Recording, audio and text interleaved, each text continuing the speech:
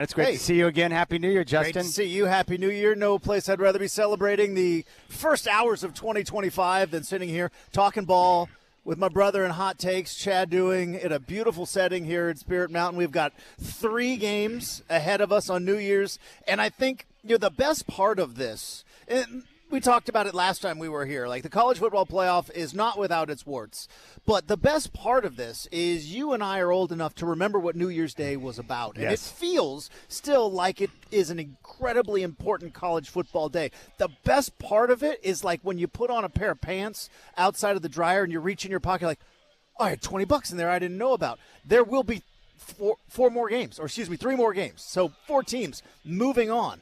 And then they're going to play again. And then we're going to have a national champion. So as awesome as New Year's Day is for college football, and as great as the Rose Bowl is going to be with a traditional Pac-12 Big Ten matchup, we're going to have 4 more games or 3 more games with 4 more teams all moving forward. Yeah, and that's why you and I are on the same page. I couldn't care less if the games in the first round were blowouts or not, because I do remember what it was like not to have a playoff. I do remember what it was like that we couldn't have teams ranked at 1 and 2 matchup in bowl games because of conference alliances with certain bowls. And so we had split national champions, and now we're not going to have to worry about that because we got a true playoff. And today we get the monster game, Oregon and Ohio State, the rematch from the game in early October that Oregon won at Autzen by a single digit, and it was an amazing game. What a game it was, and I can't wait to see how this game plays out today. And I think for the Oregon Ducks, what I'm most anxious to see is with all the extra prep time, and everyone is worried about rust, but here's the way I look at it for the Ducks or any of the teams that had to bye. You have all that extra practice. We're talking about like 3 weeks of practice. Mm-hmm. When you have guys like Dan Lanning and Tosh Lapoy, what type of things are they able to scheme up and then work with the players in practice to make sure that the execution is perfect so they can come out and maybe take advantage of some of those opportunities early in the game? That's what I'm most excited about with that extra prep time. And the Ducks, as healthy as they've ever been all year getting ready for this game, and that's critical against a team like Ohio State that from top down on their roster, the most talented in the country. I've been adamant. I try to separate my Saturday football from my Sunday football, right? Yes. I don't want college football to be NFL light, but when you have a playoff, you have to then adopt maybe some NFL tendencies. And Chad, you know this. What's the most dangerous team in the NFL playoffs? It's the team that's getting healthy at the right time. It is all about health and depth and who has the numbers. Dan Lanning talked about it on College Game Day today. It's like power in numbers. You're going to get Birch back. Hopefully, Trayshawn Holden doesn't spit on a dude and get kicked out in the second quarter again. Oregon has depth unlike it has ever had before, and it's going to need it because you're going to have to win 3 games to win a national championship. You're going to need all hands on deck to be able to beat Ohio State, but it is true, right? You can worry about rust all you want, but you look at the NFL playoffs and the teams that make runs, whether they're wild card teams, whether they are division leaders, whether they're first round bye, home field, all the teams that make the run to the Super Bowl are the teams that are healthy in January, and I think it's going to be the same in the college football playoffs. It's funny. I was talking with Justin and a couple of others down here at the Sportsbook at Spirit Mountain Casino. Ohio State across the country throughout the week has been somewhere between a 2 to 2.5 point favorite. Mm-hmm. But down here, it's a pick 'em. Yeah. And the reason why is because this is a regionally based sports book here in the state of Oregon. They are getting heavy money in on the Ducks to win and cover today and also to win the championship. So a lot of future bets on the Ducks. So it's so heavy Oregon here that they've moved it to a pick 'em. Ohio State's been favored. That doesn't surprise me so much, especially coming off the win against Tennessee. And in that game, what surprised me the most wasn't that the Buckeyes won that game, but going in, the storyline was their offensive line being beat up. They had an injury to their center most recently. They've had issues at tackle.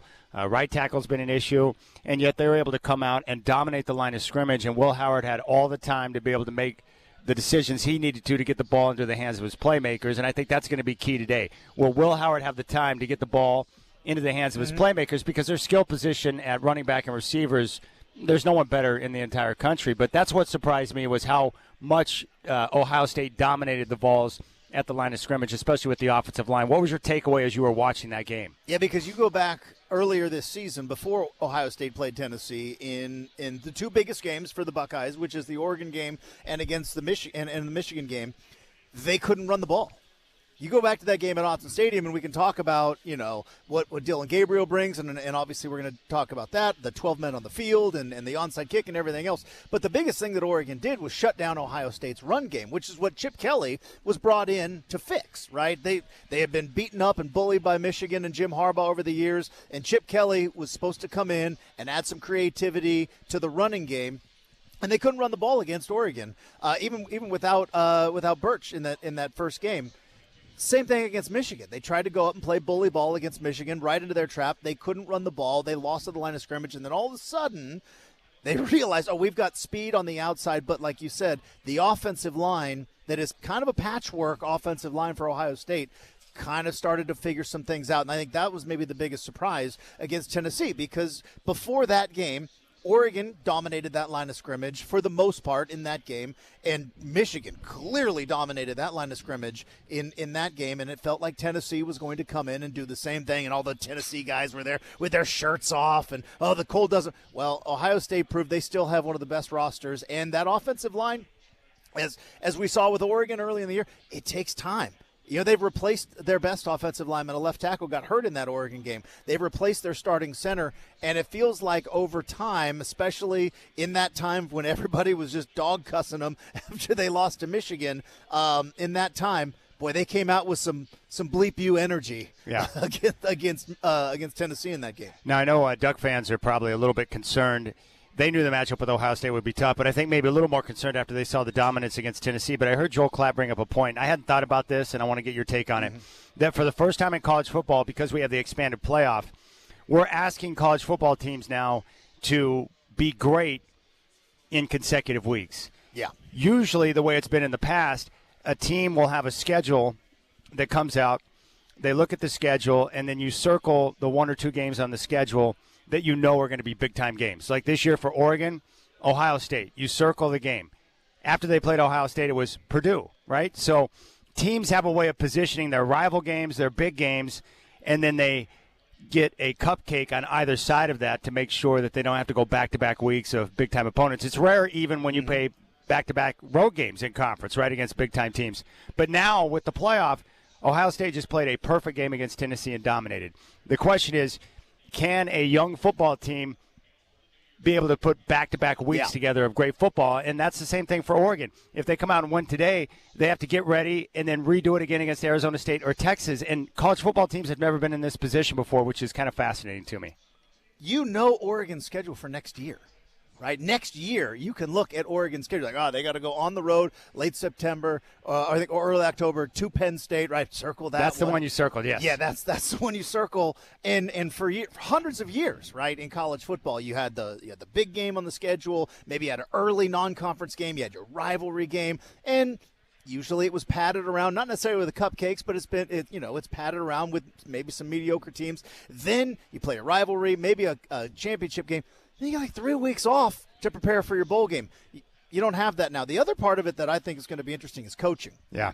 Because, yes, I agree with you 100%. Players getting up and how much gas do you have in that emotional gas tank for young kids? How much do you have? But also, on the same spirit, these coaches are coaching 3-4 weeks in advance. They're advanced scouting their schedule 3-4 weeks in advance. Saban talked about that all season long, about how they would have advanced scouts and they would start their their game planning for a team 4 weeks in advance. It was just assigned to a different coach. Well, I'm sure Ohio State had somebody planning for Oregon, but you also had to plan for Tennessee, and it's a different element now of not knowing who you're playing, having a flexible schedule as opposed to the concrete schedule that's been in college football for 100 years, where you can game plan months in advance. Oregon's got the advantage because I have a hunch they probably were leaning Ohio State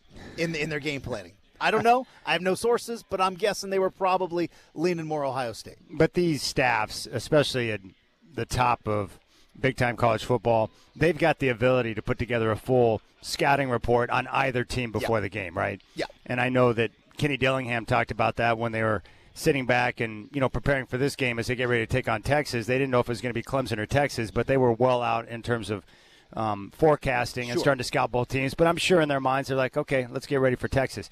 The cool thing is about Arizona State, they wanted Texas, right? The tougher matchup because they got 6 or 7 guys on their roster who were at Texas and then discarded by Texas, and now they get a chance to go up against Texas. So it's a big game for them. And I love these games for recruiting-wise, too. Kenny Dillingham's real big about the pipeline, trying to get players from Texas to Tempe. And so they recruit that state heavily. So for this school to be able to go up against Texas in the Peach Bowl, it's big for them for recruiting.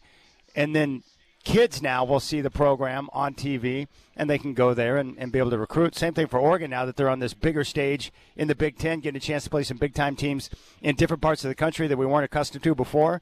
Think about what that's doing for Kenny Dillingham in terms of getting access to kids that maybe he didn't have access to before. It's big time. And from the Oregon standpoint, I think there's about 5 schools, I would say, Oregon, Ohio State, I would put Texas in there. I would put Georgia in there. I would think I'd put Michigan in there. Penn State is creeping in there, too. These are teams that have big boy money, right? Big boy NIL money.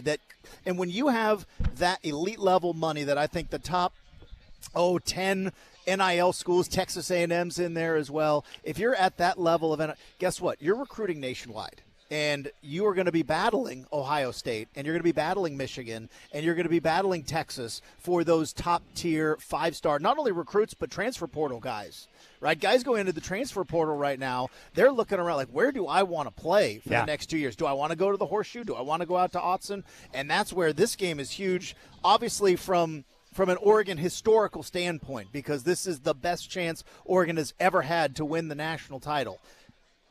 But also from a recruiting standpoint, can you stay in the game? Can you stay in the recruiting game?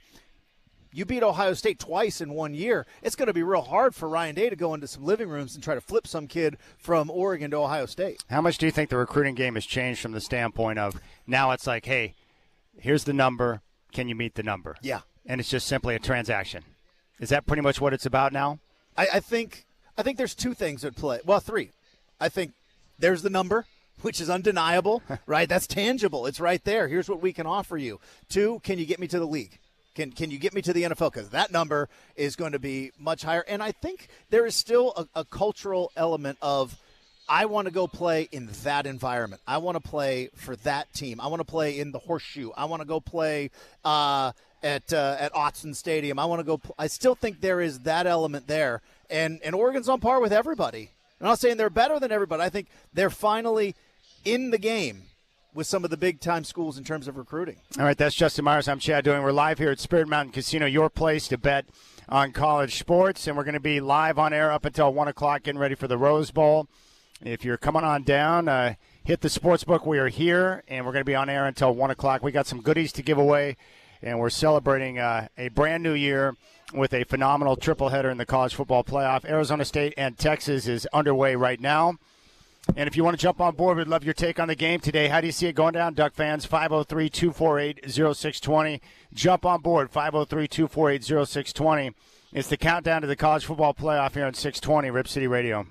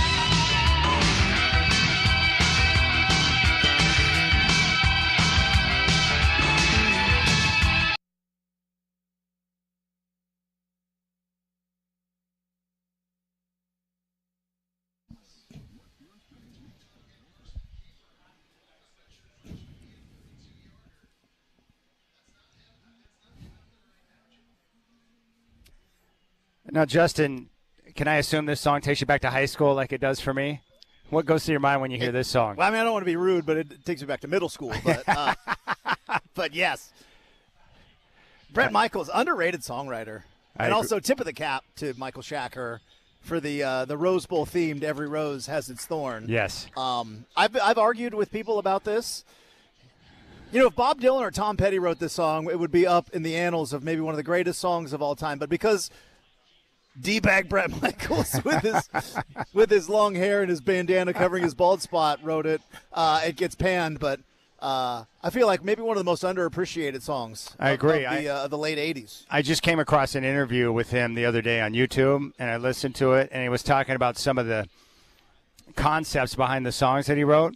He's actually a very thoughtful songwriter. Yeah.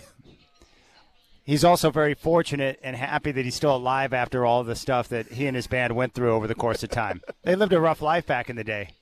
I mean, the behind the music, Poison, yeah, one of the all-time greats. One of the all-time greats. How great was that show? That was unbelievable. What happened to Behind the Music? I don't know. It just came and went in and out of our lives. Isn't it funny how documentaries have made a strong comeback, whether it be in sport or music or in a variety of other topics? Mm-hmm. Anything you want a documentary on, they've got now, which I really enjoy. Oh, by the way, I saw that Gonzaga airplane carrying the basketball team that almost clipped the airplane on the runway. Scared the daylights out of me.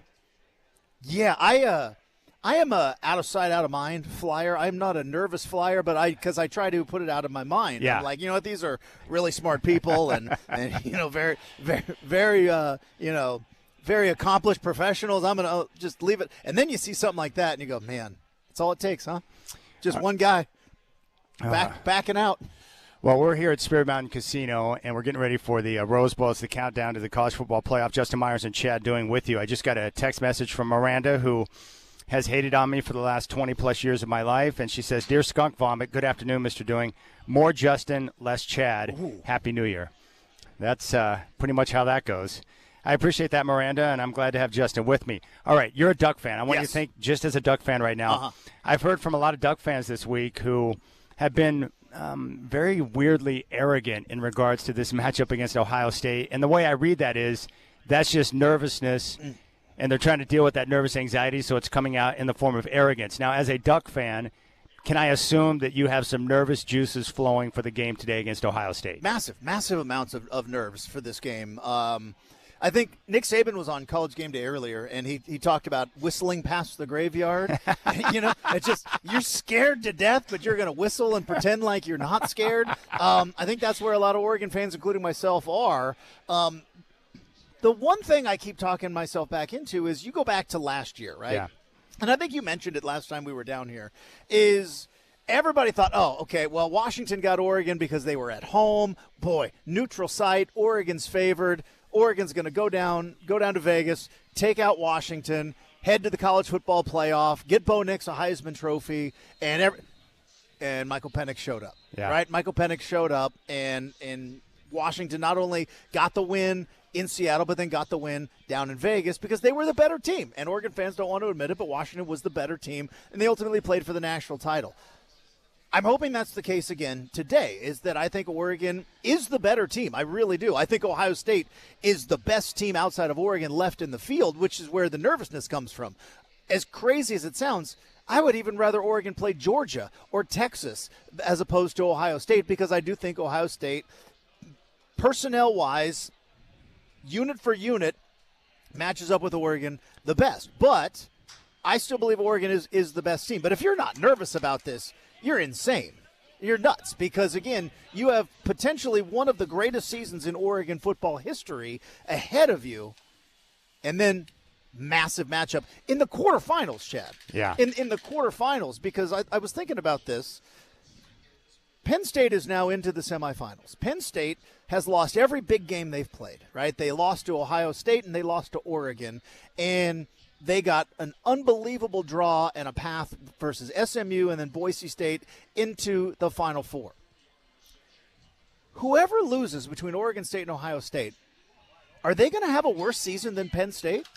Is this season going to be looked at as less than, even though both Oregon and Ohio Sate beat the dog out of Penn State. I mean, I know that Penn State was able to move the ball a little bit against Oregon's defense, but if you watch that game, they were never in contention. The same when they played Ohio State. Both of these teams are, but Penn State is into the semifinals. I just wonder, are you going to look at Penn State as having a better season than the loser of this game coming up in a couple of hours? That's a great point. And my guess is Duck fans would look at it as a disappointment. Well, yeah. I think this is the first time where I think it's different for Oregon from the standpoint where they're almost expected to win a national championship. The expectations have changed because of the way that the program is run, the job Dan Lanning has done, the recruiting, and the type of talent they have. It's a different ballgame now for Oregon. Where does Ohio State have the biggest advantage? I think outside speed is at the wide receiver core. I mean, they have got 3 guys that are all going to be playing on Sundays out there in the wide. And Oregon's defensive backs have been above average this year. And actually, you go back to that game at Autzen, and I thought Oregon's defensive backs played really well. But if they get the ball out in space in one-on-ones, they're going to burn you. And they're going to burn you for big yards. I think that's the advantage that Ohio State has is they have got a huge speed and athleticism advantage out on the edges. How important is it for Oregon to limit the Ohio State run game and force Will Howard into obvious passing situations? It's everything. I mean, you're going to find out, and we saw a little bit in that first round, and you saw a little bit last night, and you may see it coming up here with Texas and Arizona State.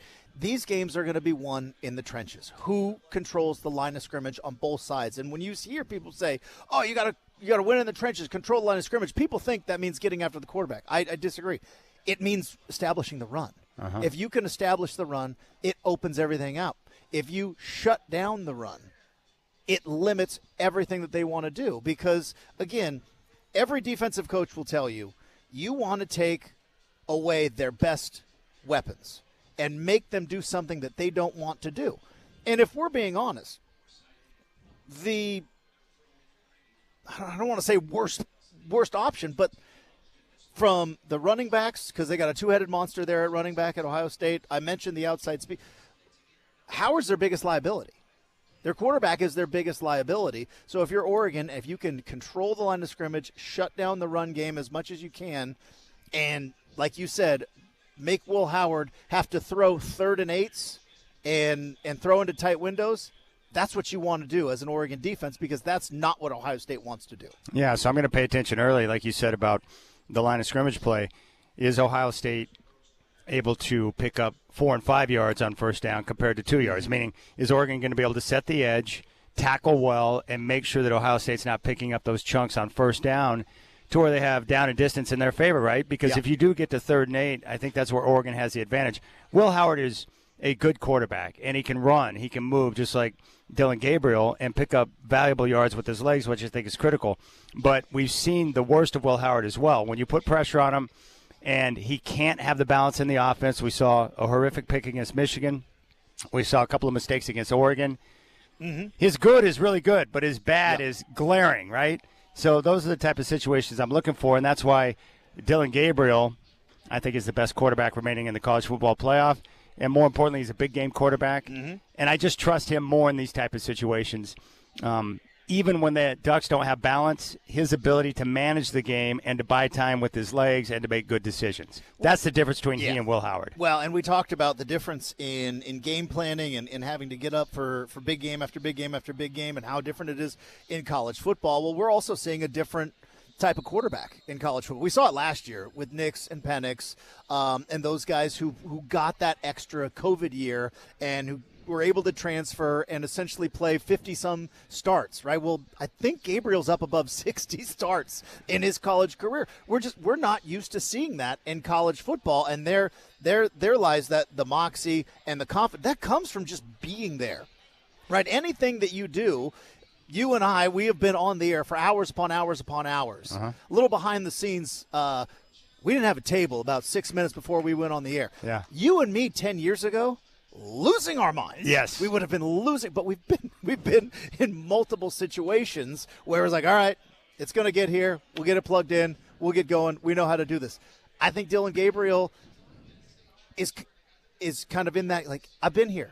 Now, he's never been in the Rose Bowl, but he's been in big games. He was in big games for Oklahoma last year. He's played massive amounts of college football, and you saw it, I think, on full display in that Big Ten championship. Like Oregon needed Dylan Gabriel to win that game. Their defense was getting outclassed by Penn State. It wasn't their day. Gabriel had to put the game on his shoulders and go win it, and he's capable of doing that. We've seen him do it a couple times. All right, quick update from the college football playoff. Texas on top of Arizona State, 7-3 right now with 7:59 left in the first quarter. And the Ducks and Buckeyes will come up after this game. The nightcapper will be Georgia and Notre Dame in the Sugar Bowl. Speaking of Gabriel's poise and that experience you talked about, early in the season when Duck fans were freaking out after the game against Idaho and then Boise State, I watched press conferences after those games with Dylan Gabriel. He wasn't concerned. He wasn't freaked out. He's like, hey, this is a process, and we're just going to continue to go week to week, practice to practice, and continue to put in the time. And when I saw the way that he was handling those situations early in the season when they were trying to figure out the offensive line because they had a couple of injuries, he was trying to adjust and adapt to a brand new offense and get used to his teammates. There was no panic in his eyes whatsoever. Yeah. And I think his steadiness, because of the experience you just talked about, that really helps the younger guys on the roster to realize, like, hey, we're going to be fine. We just have to continue to put in the work. And then you saw it week by week where the Ducks got better game to game. And I credit Dylan Gabriel for a large part of that, because it's one thing for the coaches to be able to work with the players and put out the game plan and talk about the things that they want to do and work on details. But when you have Dylan Gabriel, who's so calm, and he could take that information from the coaches and then hand it over to the players, the guys that he's working with, I think that makes a big difference. I go back to this summer and being there in Lucas Oil Stadium as Texas just took a punt return back to the house. But I remember Dylan Gabriel was the odds-on favorite to win the Heisman back then, and that was all anybody wanted to talk about was, hey, you're going to Oregon, you're going to be following Bo Nix, you're the odds-on favorite to win the Heisman, and he shut down that talk from day one. And everybody kept trying to bring it up all season long about Heisman and Player of the Year, and also records, because he's been playing college football for so long. The touchdown records that Cam Ward ended up breaking, the yards record. Every time all season long, to his credit, he has shut that down. Said, no, I don't care about the Heisman. And everybody says they don't care about the Heisman until they do. Yeah. And you see certain, you saw times this year where it was clear Boise State was trying to get Ashton Genty the Heisman. It was clear. And they should have. That Colorado was trying to get Travis Hunter the Heisman. They should have been doing that. Dylan Gabriel has shut that down all season long because I'm focused on winning big games and winning a championship and winning as a teammate. And I think that's huge. I think that shows maturity, because I'm sure guys grow up dreaming of winning a Heisman or grow up having a record. And I know, he was breaking records of his idols, of Marcus Mariota and Timmy Chang back at Hawaii, and all year long that's been brought up. And he's like, I'm not talking about that. I'm trying to win games here. And I think that's huge. Think about how tough it is to go from one school to another. But he's done it twice now, UCF to Oklahoma and now to Oregon. And he was able to adapt, adjust, work with different offensive coordinators, different teammates, and he's played at a high level at each stop. That's how I know the guy's high level, because he's been able to go from one school to the next. He's done it 3 times, and he's playing great football once again, just like he did at UCF, just like he did at Oklahoma, and now at Oregon. That comes from experience. That comes from an understanding of the game. So I just love having a quarterback on the field like that, because there's nothing that Ohio State's going to throw at him at this point in his career that he hasn't seen before. There's a moxie that certain guys have, and it's you can't coach it, you can try to recruit it, but it's that feeling if you're on offense or you're on the sideline and you're in a tough spot and you're like, we're okay because we got this guy. Gabriel's got that. He's got that. Now they're going to need anything and everything to beat Ohio State, but I just think that having that moxie, leadership, variables, X factors, whatever you want to call it, you can't coach that. And Oregon has been blessed with getting Dylan Gabriel on campus, because it was clear from day one. You mentioned him not being fazed by those first 2 games, whereas Oregon homers like me were, right, freaking out, going, oh my goodness, what's going on? This is just the right guy who. But his teammates also didn't freak out. His teammates weren't worried about it. Nobody was calling for nobody on the team, I'm assuming, is calling for Dante Moore and thinking we need to put the backup in. That happens, right? That happens with transfers, and you go like, boy, do we need to go with the other guy? And I think that's a credit to leadership. And I know a lot of people are like, oh, here we go, leadership. And that stuff matters. It matters in team sports. It matters that you have command when you walk into a room, but also don't have so much command that people resent you for it and are cocky. It's a tough balance. And I think he has been unbelievable at it. Do you think that's an example of Oregon, their versatility this year, where throughout the course of the season they've won games in a variety of different ways? Mm-hmm. Early in the season, when they didn't have the run game going, Dylan Gabriel was able to use a short pass, and they leaned on the defense. We've seen games throughout the year where they had to put the throttle on the offense, like the Big Ten championship game against Penn State. They score big and win that game. Or games like we saw at Michigan where it's kind of an offensive struggle for both sides, so they really load up, dominate the line of scrimmage, stop the Wolverine run game, and find a way to get the victory there. We've seen special teams step up in a couple of big moments. Like, they've found different ways to win games. That, to me, is a mark of a good team, when you can win in a variety of different ways based on how the game is going, and you can lean on different aspects of your team. This is not a one-dimensional team like we've seen in the past. They can win games in a variety of different ways. And a lot of that comes down to, going back to what you're saying, the line of scrimmage play. But that's what impresses me about Oregon, the versatility. Every college football team is going to have a clunker. They're going to have a game because you're dealing with kids. And you're going to have a game where just something happens, things aren't going right, and how do you deal with those games? Like, you look at the rest of the field in college football. Ohio State did not handle the Michigan game well at all. That was a clunker of a game, and it almost derailed their entire season. Georgia, now looking back, boy, that Alabama game looks a whole lot different now that we saw how they finished their season. Boy, that was a clunker of a game. Texas, in that game against Georgia in the SEC championship game, where you've got their backup quarterback in, all the momentum, they had a bit of a clunker, and that's like every team that is in this field. I mentioned Penn State in their games against Oregon and Ohio State. Every team in this field has had one of those clunker games.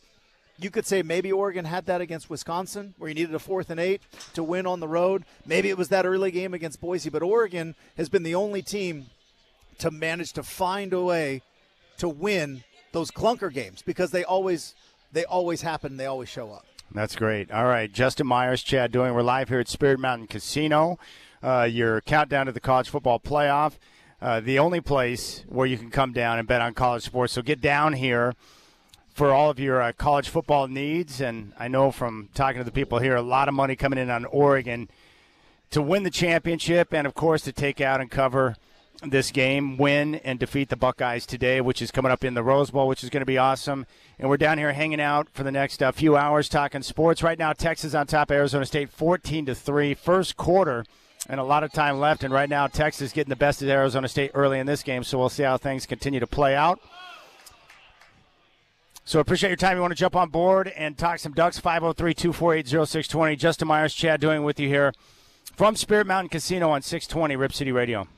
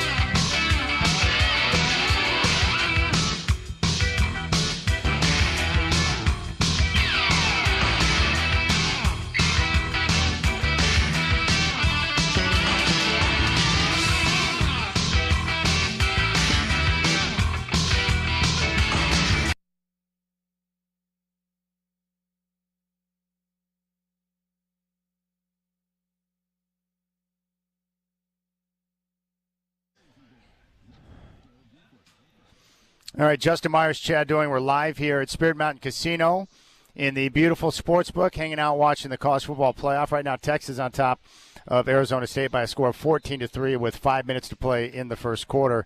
Let's talk a little Cam Ward. Miami took on Iowa State in the Pop-Tarts Bowl, and a lot of people were outraged because Cam Ward played the first half, and he took the second half off. They played their backup quarterback, and as a result, Miami lost a close one to Iowa State. And a lot of people were frustrated by that. What's your take on that situation with Cam Ward deciding to take a half off and not be there for his teammates in the second half?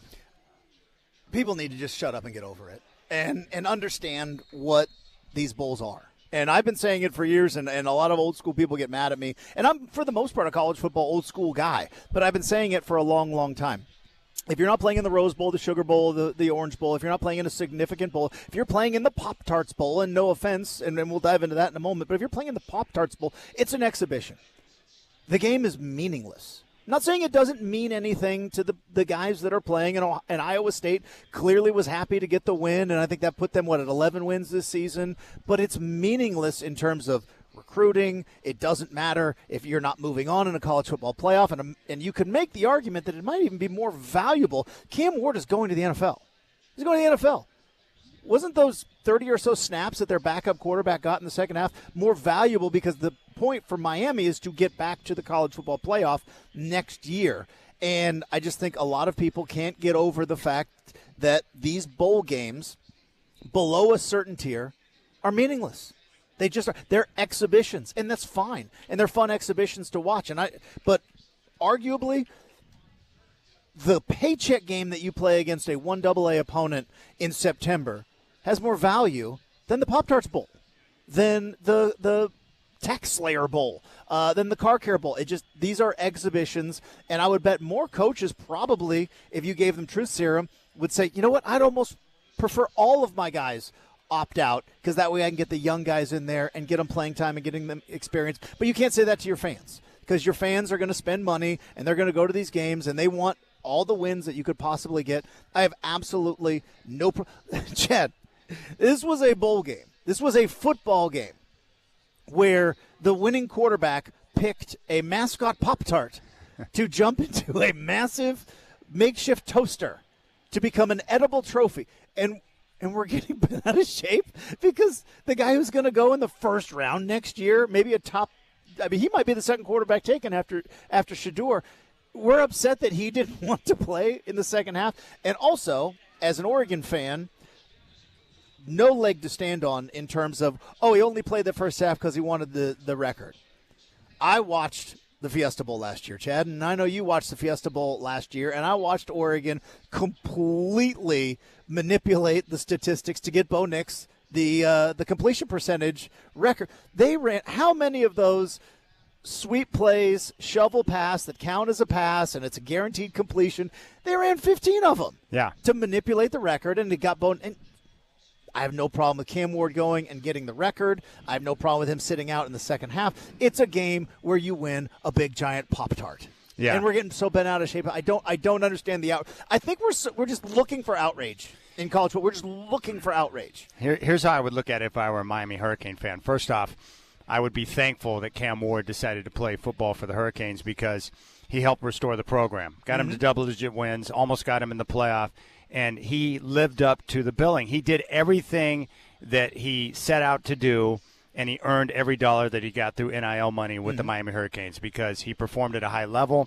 He was one of the best players in the country, and he made the Hurricanes incredibly relevant throughout the course of the entire college football season. And really, you could look at it and simply say, hey, not only did he play well, but their defense had issues throughout the course of the season. If it wasn't for Cam Ward playing on the Canes this year, they probably would have won like 5 or 6 games. Yeah, they're 6-16 now. Yeah, but he played, and because of that, they were in the storyline for being in the college football playoff all year. So he lived up to it. He did everything that you would want a Hurricane to do, and I think he was terrific. And not only that, but I know Cam Ward, like you do, good teammate, good dude, great story. He played his ass off this year. And I think Miami, with the second half, I think they recognize now that they don't have their quarterback of the future on the roster. So now that allows them to go out and approach the portal and the recruiting game in a different fashion to say, hey, we have to really focus on quarterback to make sure that we know who's going to be taking over for Cam Ward next year. That's valuable information that you don't get if Cam Ward is on the field in the second half. So I credit Cam Ward. Plus, I do know this. The reports have come out. This was all pre-planned well ahead of time. So his teammates knew, the coaches knew, Cam Ward knew. Everyone knew what the plan was, so it wasn't a big shocker when he came out and didn't play in the second half. And if his teammates are on board and everyone knows what the plan is, then you know that his teammates are going to be just fine. And not only that, here's what I've learned about, football players, and I learned this from Lorenzo Neal, who I worked with down in the Bay Area. Players, teammates, they don't get into other players' business, right? If a player wants to hold out because they believe that they deserve more dollars, teammates support them. If a player doesn't want to play because he's banged up and he feels like he's going to put himself at a bigger risk of injury, players don't worry about those type of issues. And my guess is his teammates were fully on board because they knew well ahead of time what the plan was. And that's good. Yeah, I got that same lesson, too, when I worked up in Seattle with a handful of former Seahawks. And I think that first year I was working up there, Marshawn Lynch was holding out. And I said, when he comes back, is there going to be any resentment? They're like, no. That rising tide lifts all the boats. One guy gets paid, that's going to lead to other guys getting paid here or somewhere else, right? It is a business. That has now trickled down into college football. And then the other part of it is I truly don't think players on college football teams care if guys opt out. Yeah. Because there's more playing time for them. They know what the deal is. It's a Pop-Tarts bowl. Yeah. And yes, you can build a program off of Rose Bowl wins in the past. Now it's all about getting to the playoff and playoff wins. That's all that matters. Everything else is for show, and it's for a paycheck, and Pop-Tarts got their sponsorship, and they get to write the paycheck to the ACC, and the same thing with Tax Slayer and the Gasparilla Bad Boy Mower and all that.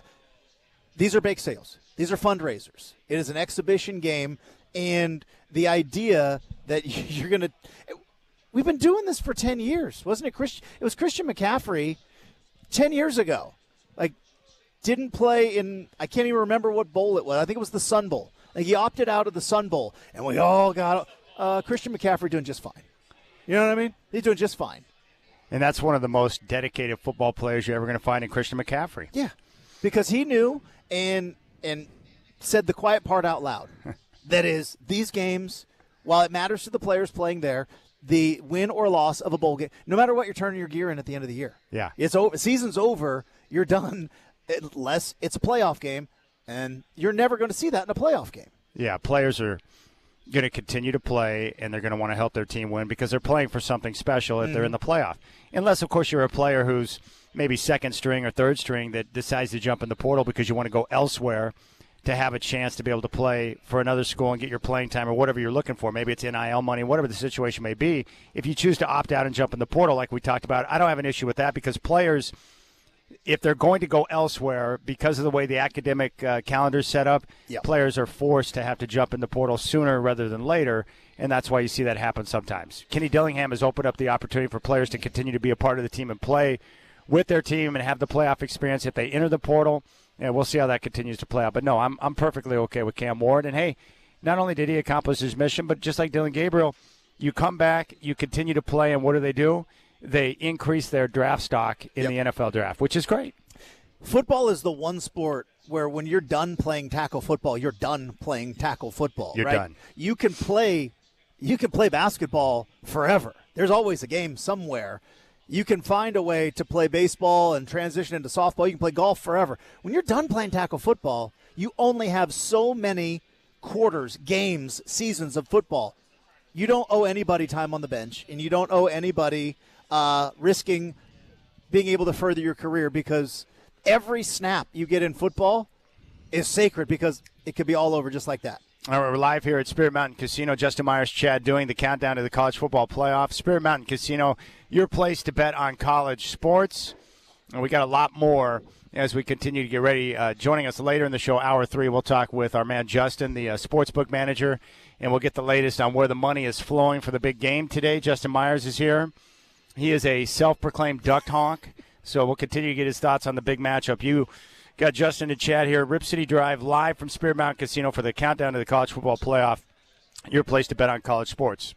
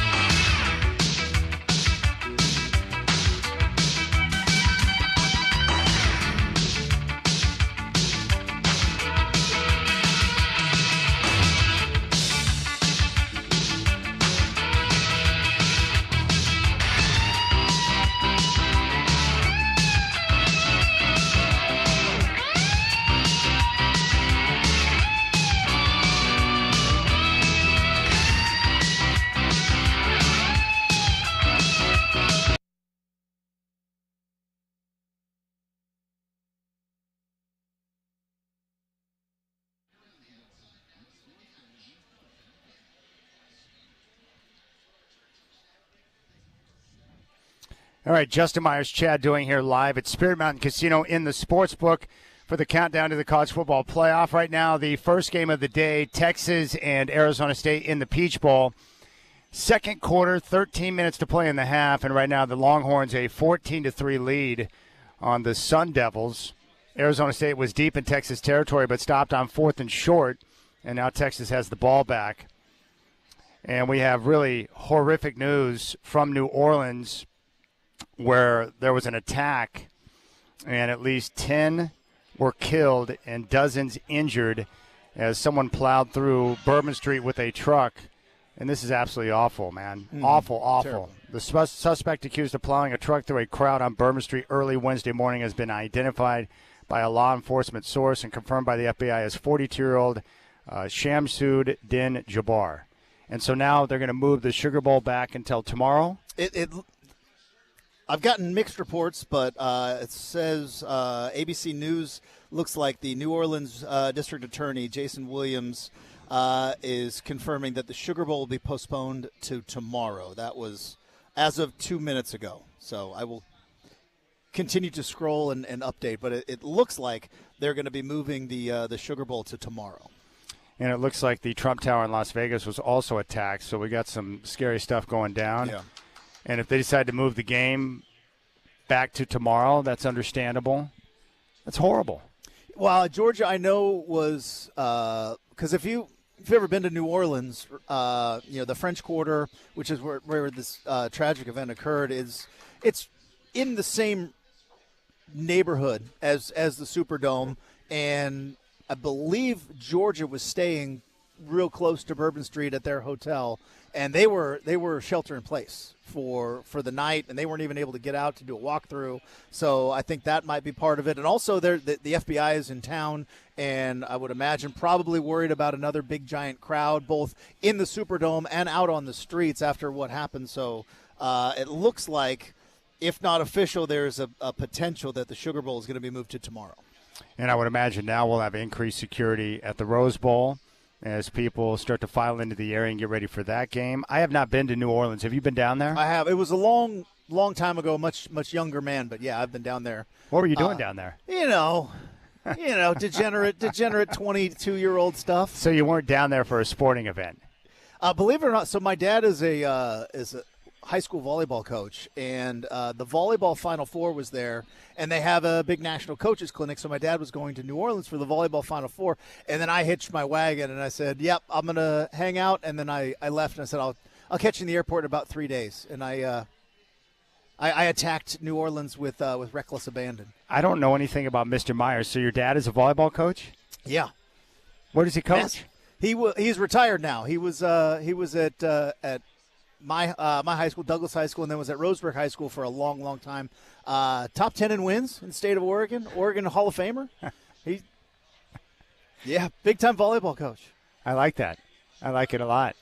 All right, Texas incomplete on 3rd down and 7. It looks like they'll have to settle for a field goal, so Arizona State still staying within striking distance, but having issues on the ground game. And, again, this goes back to the line of scrimmage play. I was curious to see how Arizona State would be able to compete. Right now, Texas getting the best of them with their run defense, and Arizona State's going to have to find a way to get Cam Scatterboo off, and we'll see if Texas decides to go for the field goal here. And they will. They'll line up for a field goal. Justin Myers and Chad Doing here live at Spirit Mountain Casino, getting ready for the Rose Bowl, which is coming up later on today, Oregon and Ohio State. Up until this point, what is your favorite Duck memory? The biggest game, your favorite memory? What's the one that lines up number one in your mind? I mean, I don't want to be, the victim of recency bias, but that game on October the 12th was one of the most unbelievable things I've ever seen at Autzen Stadium, and I've been very lucky, both as a fan and as a media member, to be able to watch tons of games at Autzen Stadium. That game in October was one of the best football games I've ever been a part of. It was one of the best atmospheres I've ever been a part of. I've seen games where, game day shows up and the hype is all there, and the game is okay, even above it. This was everything lined up perfectly. College game day was there. The crowd was out of its mind. Ohio State traveled incredibly well. Big time.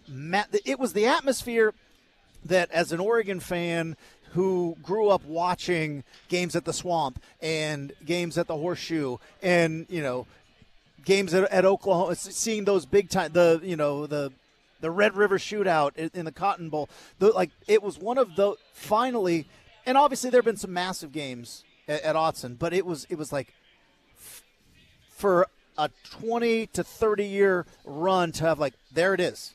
The college football world was staring at Autzen Stadium. Oregon lived up to the billing, and it wasn't because the other team fell apart. Both teams lived up. It was punch, counterpunch. It was incredible. It was an incredible day at Autzen.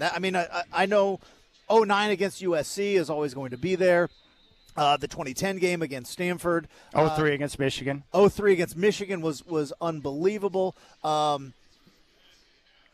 this year, that Oregon-Ohio State game, it was next level. It was unlike anything I've ever seen. And it's one of those games that lived up to the billing, too. Yes, 100%. And again, that was week 6. And you've seen it before where you get those games in September, early October, and then the season plays out. Georgia, Alabama, for instance, right? Georgia, Alabama, at the time they played each other, looked like, oh, man, two massive Titans just punch, counter-punch, and Georgia just ran out of time. Well, you look back now, it's like, okay, Alabama isn't exactly who we thought they were. Ohio State is. They bounced back. And other than that clunker they put against Michigan, right, they got back into a position. Oregon clearly was, up to the level that we thought they were. And so, there are a lot of games that I have running through my head now that you talked about, but I cannot remember a better full-on day. It was a beautiful day, too. It was a beautiful October day. Both teams lived up to the hype. The fans lived up to the hype. And then the game lived up to the hype. It was unbelievable. I was at the USC game and the Stanford game that you mentioned. I went to the Michigan game back in 03. Yep, I was there too. So for the games I've been to, Michigan was the loudest and most intense. That was incredible because you had a top 5 team roll in. Oregon was an 8.5-point underdog, and they won the game outright. And that was a truly sensational day on a beautiful September sunny afternoon. It was awesome. But everyone I've talked to that was at the Michigan game, that was also at the Stanford game and the USC game, that went to the Ohio State game this year, they said the Ohio State game was off the charts. And they were happy because a lot of Buckeye fans were complimenting them on the atmosphere. They had not been there before. They were unaware of Autzen and the way it was set up. And they walked away saying, man, this is awesome. It's my favorite part of being an Oregon fan because we've been doing this for about 20 years now. Yeah. Which is teams come in and they do not believe that this 52,000-seat stadium is going to be a factor. They just cannot believe it. And I've never been to a game at Texas, but I've been to Austin and I've seen the stadium. Yeah. Darrell K. Royal Stadium is gigantic.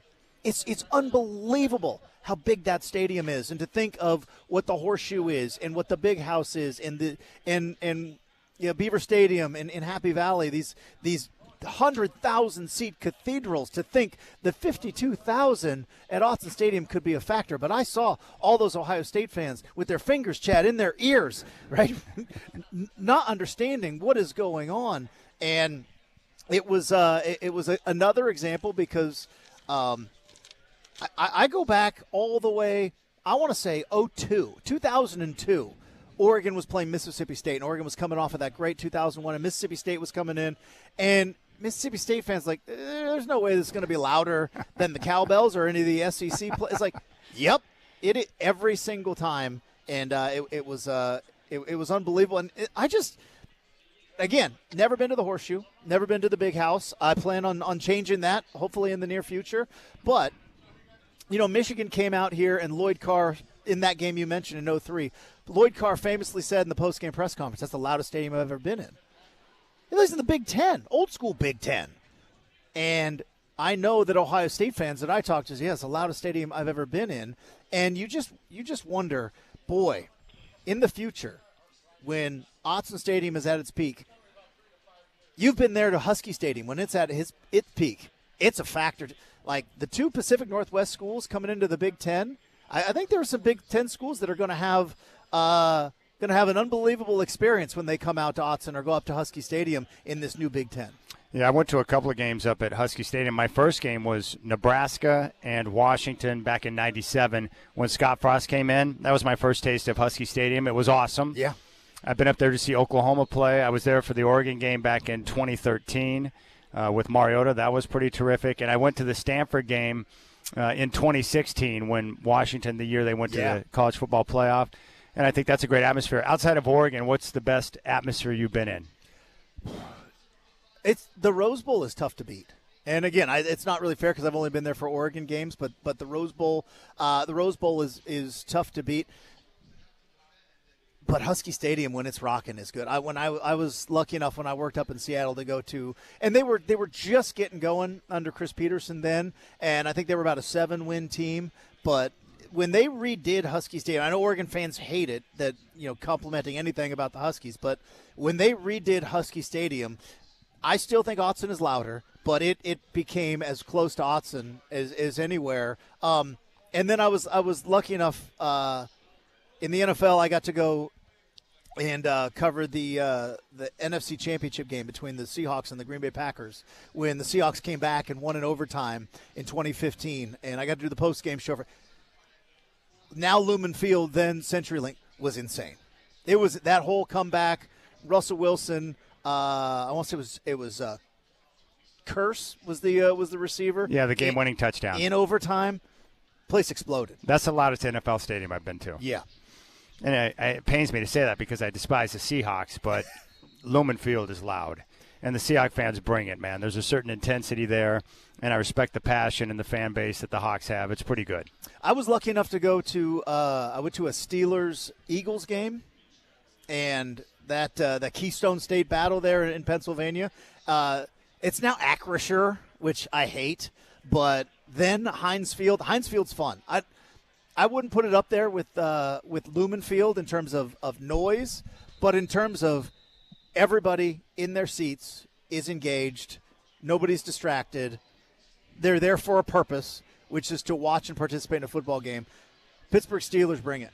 How great is it for you to live in the era where you've had a chance to take in the best Oregon football in the program history over the last 20 to 30 years? It's unbelievable, and to see the growth, because this whole thing, we can debate when it started, right? I want to say you can legitimately say this era of Oregon football started in 1999. And I know I love the 94 team with all my heart. It was my favorite team growing up as a kid. I wore 44 in high school because I wanted to be like Jeremy Asher, right? Shout out Tigard. But in 1998, they went to the Hawaii Bowl, got smoked by Colorado and Rick Neuheisel. But you remember, that's when they unveiled those new uniforms.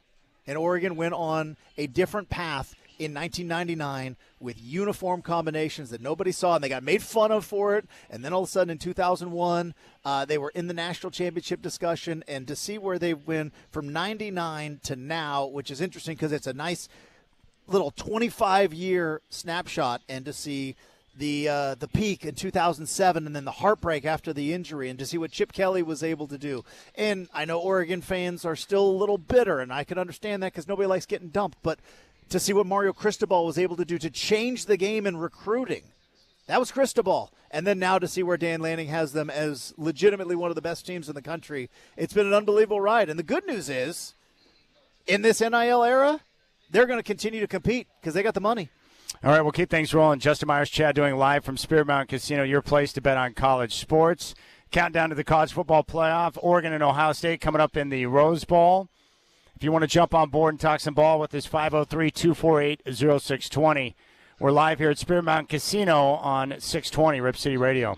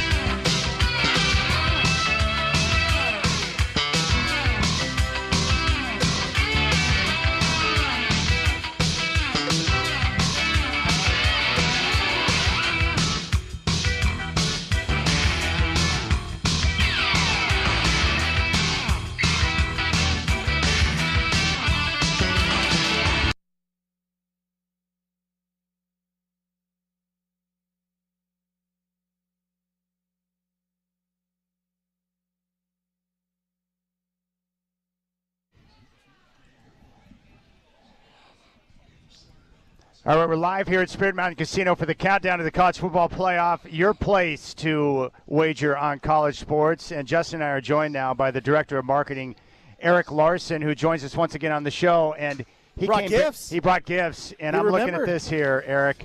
I have a bottle of Spirit Mountain Chardonnay. And then you also dropped a bottle of Pinot Noir, which is perfect. What'd you get, Justin? Oh, he brought the good stuff because I got the rosé. And as you well know, the Myers household rosé is celebrated, and this there will be no dry January in the Myers house. So this will be thoroughly enjoyed in the coming days. We were just looking to ring in the new year with you guys.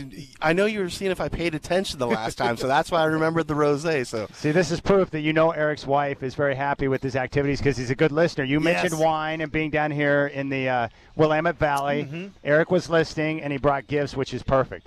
Which is your favorite of the bottles that you brought? I really like the Pinot Noir. Yeah. I'm a red wine kind of guy. We're in the region for it. Exactly. World famous region for it. We partner with Lady Hill, and so these are all of our in-house brands, and so the wine that you'll have is bottled just for us, and so it's delicious. I was talking with Jeff Tate, the lead singer of Queensryche once, and he's gotten into the wine game, and he's invested in some different wineries and so forth. But what he told me that was interesting is that he's from the Northwest originally, is that when he's traveled around the world, like even in places like France, he's noticed that a lot of Northwest labels have popped up on menus around the world. And he said the reason why is because of the soils here in the Northwest. It allows to grow many different types of grapes, which allows for a good versatility in wines, which I thought was fascinating. Yeah, no, exactly. And people come here, like we said last time, to our More, our high-end restaurant with all the wine, and they want the Willamette wines. They come seeking those out. So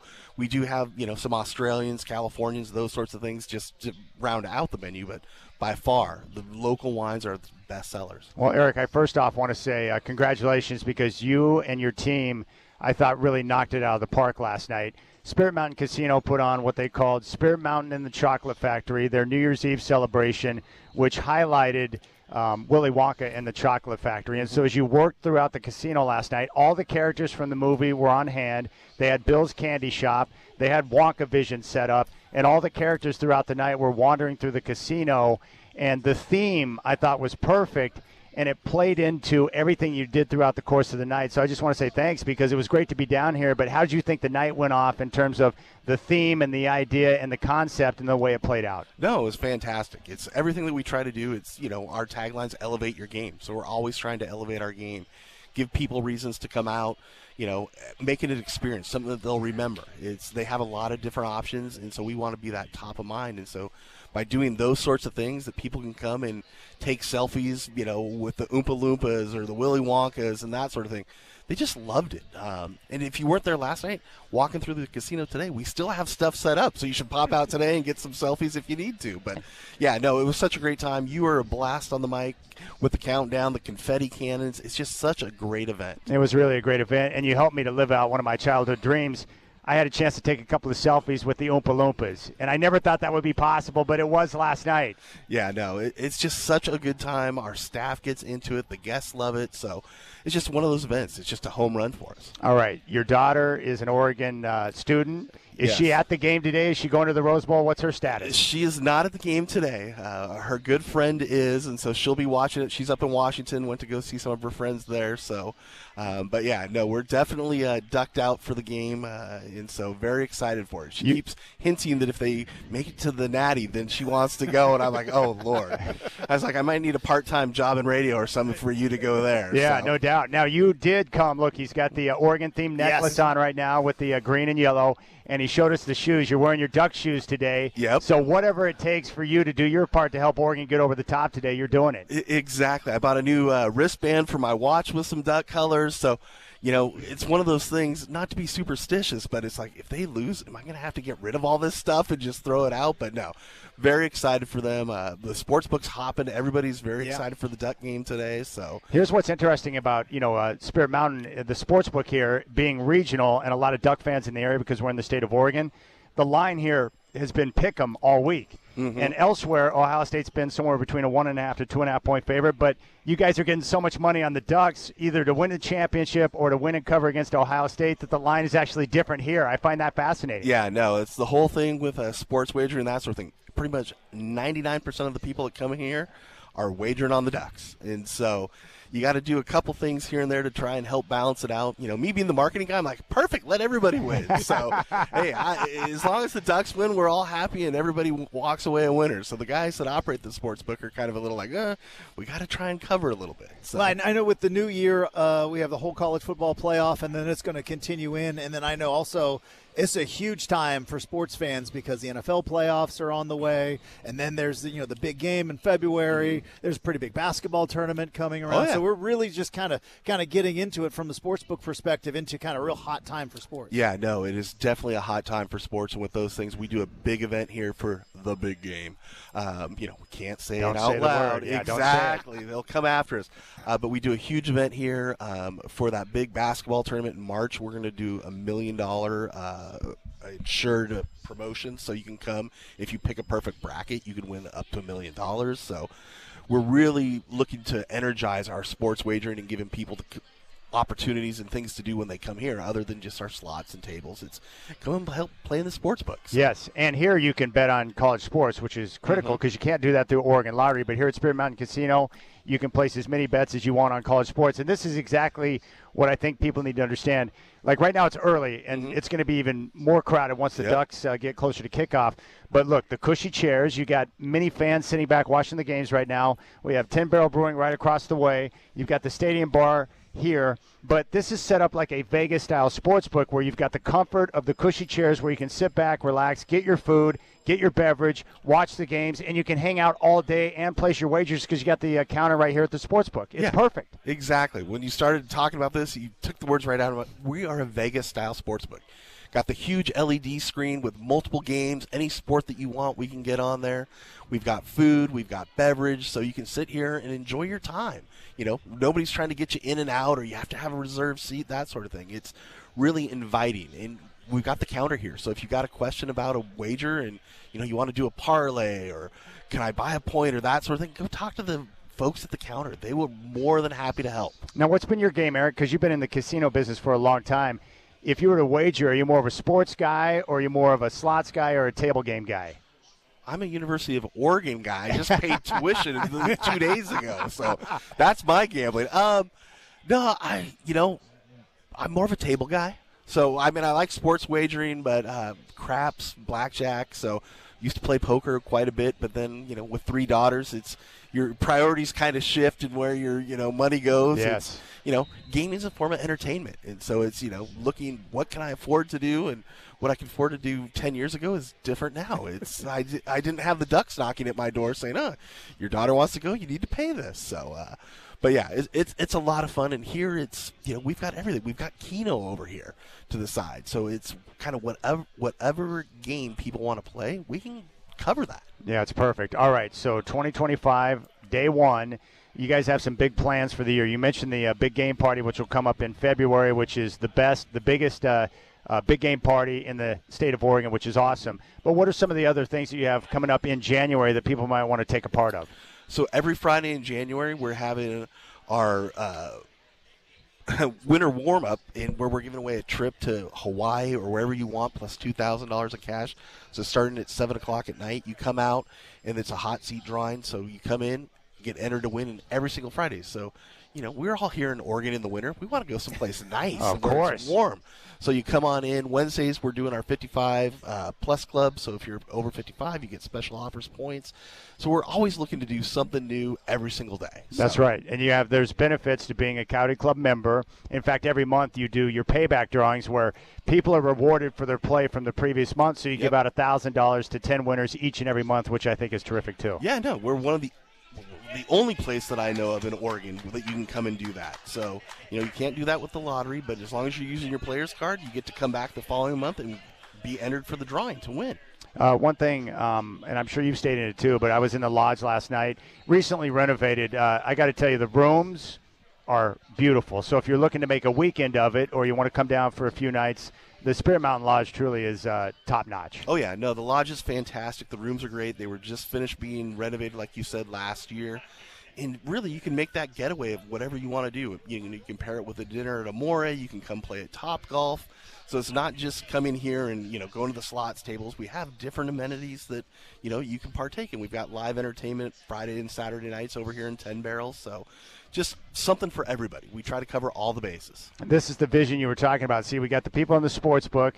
You got people over here gaming on their machines. And then over here at the Top Golf Suite that you have here inside the Spirit Mountain Casino, we got people watching football and playing golf at the same time. Yeah, I don't know if you walked over here last night, but all the bays were busy. People were playing golf, throwing balls at zombies, kicking footballs. So, yeah, it was a blast. So, no, it's just really something for everybody. I know we talked about it before last time, but the entertainment that you guys bring in, some of the best here in the sport. What do we have coming up in 2025? I know you teased last time maybe potentially a big name. I don't know if you can continue to tease or if we can make it official right now. I think we'll make it official the next time out. Okay. So, but, in January we have Aaron Lewis, but he's sold out. So if you hadn't got a ticket already, maybe check our website like the day before if you want to go to the concerts, because sometimes depending on seating and what the artist release, we'll be able to give some tickets out. We've got a great Vietnamese touring show coming in February. Then we've got Sticks that we just announced. Those tickets are going like hotcakes. So really, Sticks, man, they sound great. They've been touring for a while. Like, they still sound like they're in mint condition. Yeah, and so literally every single month we are doing some form of entertainment and really trying to diversify what we do. We've got a up and coming country acts coming, so something for everybody. Well, what are the things like when you hear from customers or people that frequent the casino, what are the things that people care most about in terms of a casino and what they're looking for? Well, it's funny. It's casino, hospitality. They want a clean place. They want a safe place. When people come here, they feel that. They feel the hospitality. It's genuine here. We care about all of our guests. Doesn't matter, people are like, oh, I have to be a VIP high-limit player. No, we care about every single person that walks through the door. And they just love all the different offerings that we have for them. And so they can talk to a slot attendant, a table games dealer, their server in the restaurant, and they feel like they are the number one person at the property. And that's what we instill in all our guests, or in all our team members, is that customer service approach. We're talking with Eric Larson, who's the director of marketing here at Spirit Mountain Casino. The other thing I like, too, is, you've got the high-end steakhouse in Amore, which is nice. But if you want a piece of pie, 10 Barrel Brewing's got great pizza. You've got the Stadium Bar.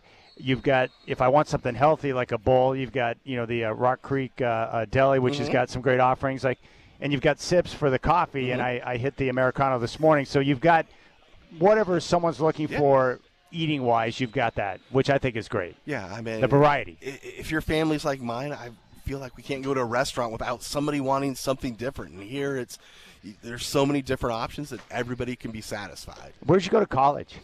Pacific Lutheran University. Oh, Pacific Lutheran. I'm a Lute. I almost went to Linfield, so I played football for Frosty at PLU. So. Oh, you did? Yes. What position did you play? Center and defensive tackle. So. Which did you prefer, offense or defense? I was probably a better center. So, I did like defense, and then I got to the point of I need to figure out what I want to do with my life when I grow up. I'm not going to be a professional football player. So. Did you play two-way when you were in ball? Yeah, but I was small. Not too. We were 3A back in the day. But what positions did you play? I played fullback, and then I got moved to tight end when a very fast Samoan kid came to town, and he got the football all the time. And then I played linebacker on defense. Wow. Yeah, monster in the middle. Isn't it pretty awesome to see how college sports has changed now, where kids are getting an opportunity to play but also capitalize on the NIL money and then have the flexibility to be able to transfer? It's something that you didn't have access to back in the day. No, I just think it's so crazy. I mean, I harken back to, hey, you're going to make a commitment. Yes. You're going to make that commitment, and you're going to be there. You're not going to go to this school for 1 year and then to that school for 1 year. So yeah. I really struggle with that, and I think it's going to be very interesting to see how it shakes out in the next 3-4 years with all this NIL money and what are schools going to do and, conferences, that sort of thing. I think it's just, kind of the very tipping point of it, and I think it'll have to sue that a little bit. We were talking about that, where you grow up in a certain era watching sports, And we have these old school lines of thinking that it's hard to break away from with the new age of college football. It's weird for us. Yeah. And you're in the same boat. Yeah, no, I mean, I grew up with the Pac-10, and so I knew a bunch of the guys that played on the Huskies, and, they were there for 4 years. That was their commitment. And so seeing these kids who are transferring in and out, and, you've got older quarterbacks and older players who are in their 6th year, it's just a whole different mindset and mentality. So I mean, it is interesting, though. You mentioned being kind of an old school Pac-10 guy, as kind of I am, and it's a new era of college football. But somehow, some way, the football universe smiled upon the Rose Bowl, and we got Oregon, Ohio State. And I know Oregon's the Big Ten champion, which is weird, but you still you got West Coast, Midwest, New Year's Day. And those uniforms and those mountains of San Gabriel's, and you get kind of Rose Bowl classic you gotta going love on that, today. Eric. yeah, no, that's what I thought, and then kind of as we've been talking about that game, it's just the Rose Bowl is the game of today. It's Ohio State, Ducks. That's the number one game that's on the docket. So, how nervous are you for the game? I'm definitely a little nervous. That's why I'm going to be glad I'm at home. So I can yell at the TV. I can do what I need to do. And if, I'm here, I got to be the professional on the casino floor, and I can't yell at the TV. What's your beverage of choice at home when you're watching a game? Do you go wine? Do you go beer? Do you go hard alcohol? Like, what's your choice? I'm a bourbon guy. So There you go. Are you a bourbon guy? Oh, yeah. very, very much so. So I'm a bourbon or an IPA guy. So between those. So we'll see. It was a late night last night just in terms of being here. So I want to make sure to make it through the game. So it might be more water and soda. So we'll see. All right. Well, this is the place to bet on college sports. So make sure you get down here. We're going to be down here for all of the events on throughout the course of the college football playoff on the 10th and the 20th of January for the championship game. You can always go to spiritmountain.com to check in on some of the things that Eric talked about. Escape to Paradise, Fridays in the month of January, your chance to come down and benefit from your play and have a chance to escape to paradise and get to Hawaii. It's the best time to get out of Oregon, get to a warm place. Exactly. We'll give you the trip and $2,000 spending cash. So it's a great thing to win. Well, Eric, we appreciate your hospitality. Great job with the event last night with Spirit Mountain and the Chocolate Factory. And thank you for letting us hang out and watch ball in the sportsbook. No, so glad that you guys are here and get to be part of it. Thank you. All right, Eric Larson, Director of Marketing here at Spirit Mountain Casino. We'll keep things rolling here. Chad Doing, Justin Myers with you live from Spirit Mountain Casino, your place to bet on college sports in Oregon.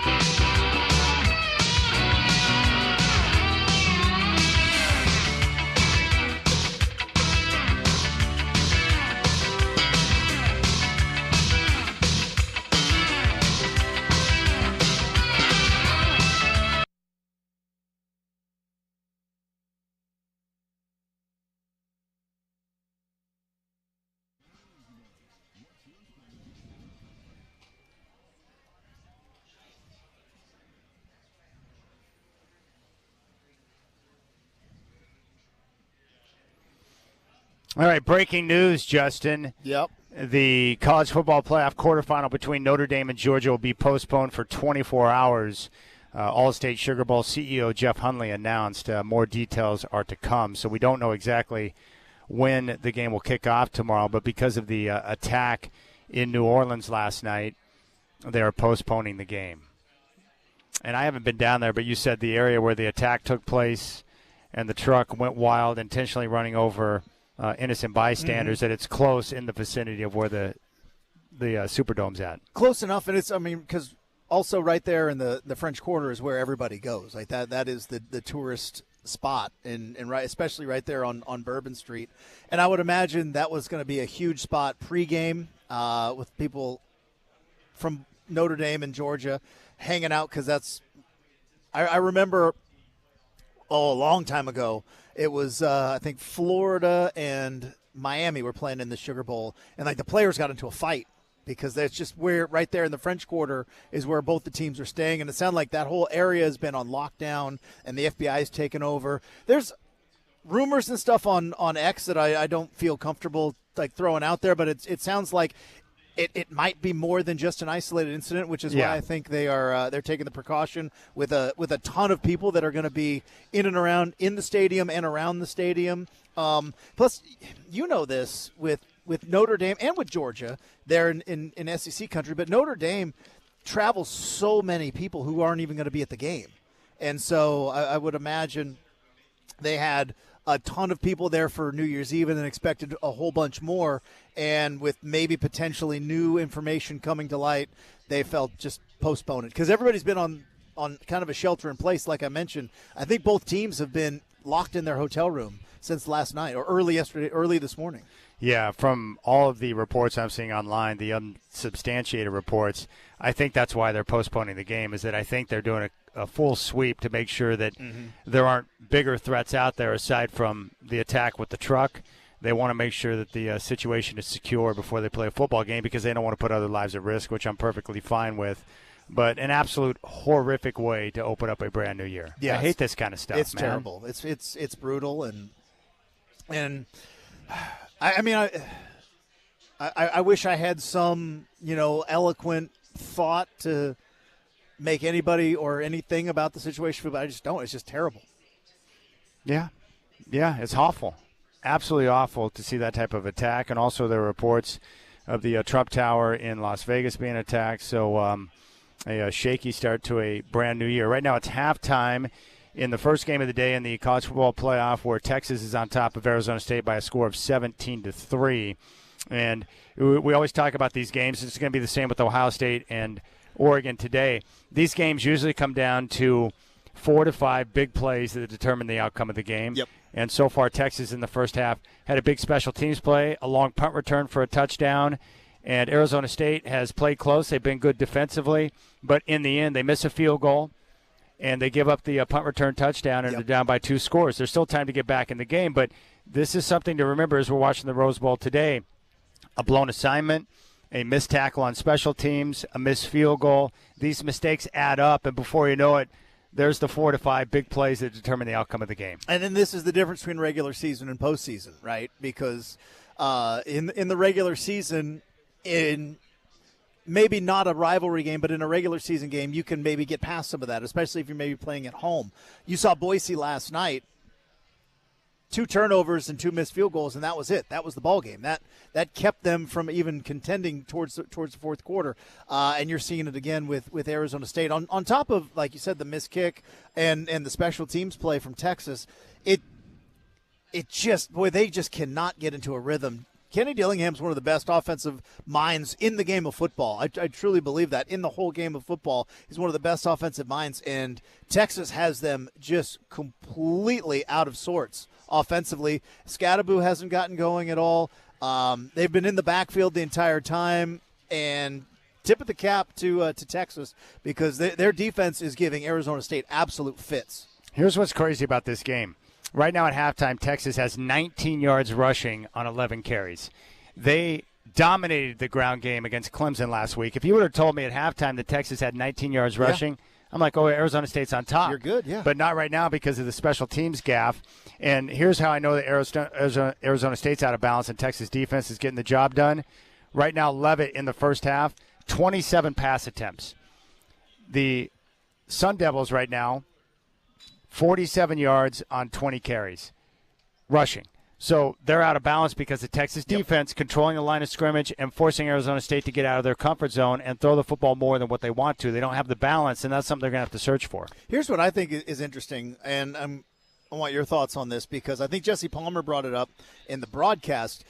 I don't know if it's because Texas and Penn State were just that much better than Boise State and Arizona State, but the two teams that have had the bye came out real rusty in these games. Now, I don't know, again, is that the matchup? Is that the fact that just Texas and Penn State are a little bit better? Or maybe is there something to these teams like Texas and Penn State that had, a game to kind of knock the rust off? But you've seen Arizona State 3 points in the first half.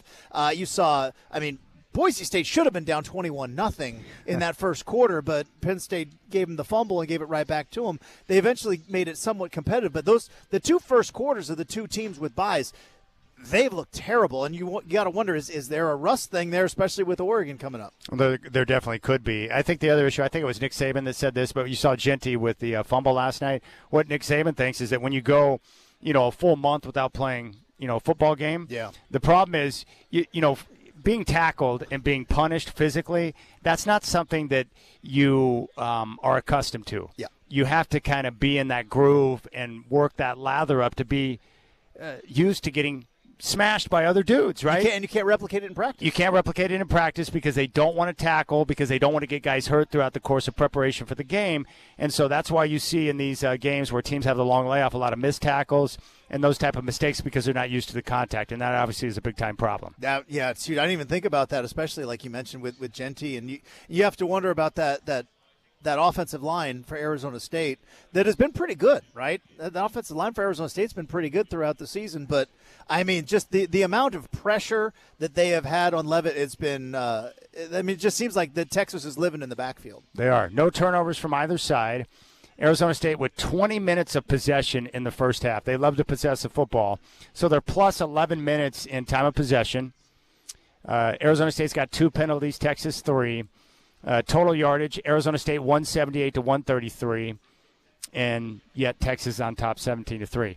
As I've been told time and time again, Chad, special teams is a third, defense is a third, and offense is a third. A lot of times we don't want to talk about the special teams, but it can change and flip the outcome of a game based on kicking game and return game. And you can pick up hidden yards in the return game that turn out to be critical. And I think for 2 reasons. One is just flat-out math, right? When you miss a kick and you give up that's 10-point swing right there on special teams in this game. We saw it with Boise in just them being down 1 possession versus being down 2 possession.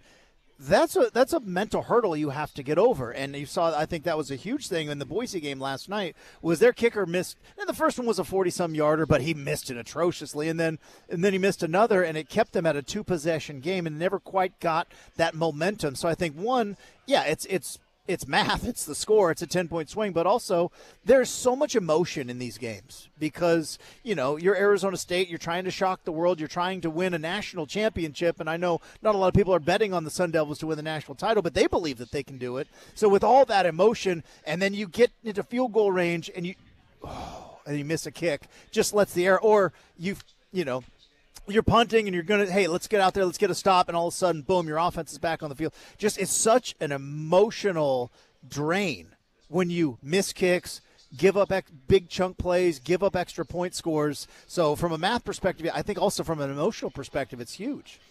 Are you still celebrating soup season? Is it still soup season in the Myers household? I am not joking.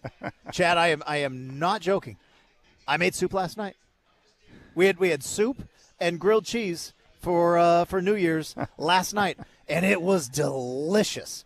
White bean chicken chili is my specialty. Oh. Yeah, it's you'd love it. It's actually quite healthy. Then I made grilled cheese. Not healthy at all. But it goes well with the soup. It goes well with the soup. Yeah, it is. It is going to be soup season for a good. I mean, Now, what type of bread do you use for your grilled cheese? I went with a country buttermilk with a country and lots of butter. A lot of butter. That's the key to a good grilled cheese. But the buttermilk bread, it crisps up nicely, doesn't it? it? It's beautiful. It was beautiful. And then threw in not only Munster, melts real well.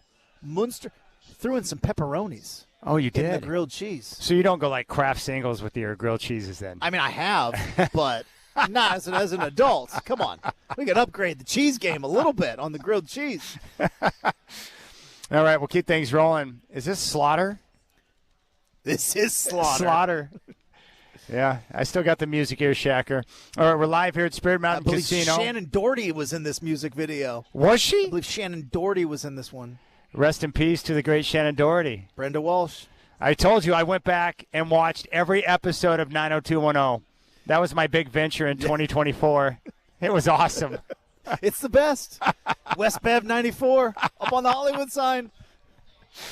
All right, we'll keep things rolling here. Your place to bet on college sports is Spirit Mountain Casino. We're here for the countdown to the college football playoff. We'll get more into Oregon and Ohio State coming up next with the self-proclaimed duck honk, Justin Myers himself.